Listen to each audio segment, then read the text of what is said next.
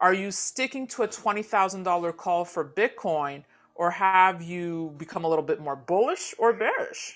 So for me, it's 20,000 is my high end target for sure. I do think it can go a little bit lower. I agree with Stifle in terms of, if you look at past corrections or bear markets in Bitcoin, it's an 80% drop. And if you take the 69,000 high and take away 80%, you're basically at 10,000. So I understand where they're coming from in terms of that.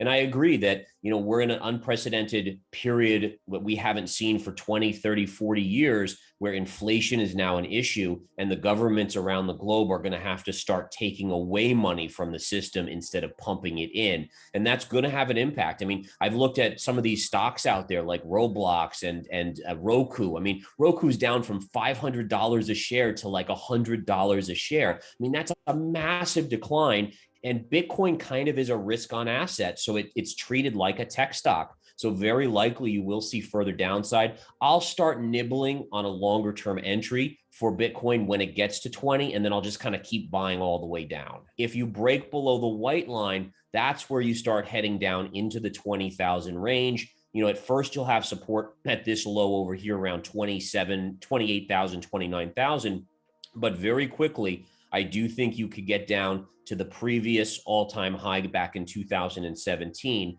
which is right around that 20,000 level. So, I mean, it's one of those things where if you're an investor in Bitcoin, you have to take a longer term view if you're going to stick with it, because certainly what's going on in the macro economy, what's going on with inflation is just not bullish for crypto or Bitcoin.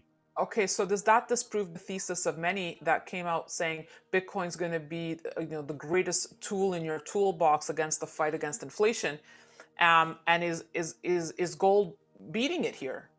Yeah, so you know that I've called for the best performer between Bitcoin, the stock market, and gold to be gold in 2022. Gold to me is the safe play. I know a lot of people want Bitcoin to be that play where you kind of say, okay, Bitcoin will protect us against inflation. It will in 5 or 10 years, I believe, not right now. Bitcoin is a risk asset. It's going to get treated like a risk asset until it gets more investors and calms down. Bitcoin gets sub 20,000. That's where I start to buy as a hedge. And I think it has a hugely upside move in the future.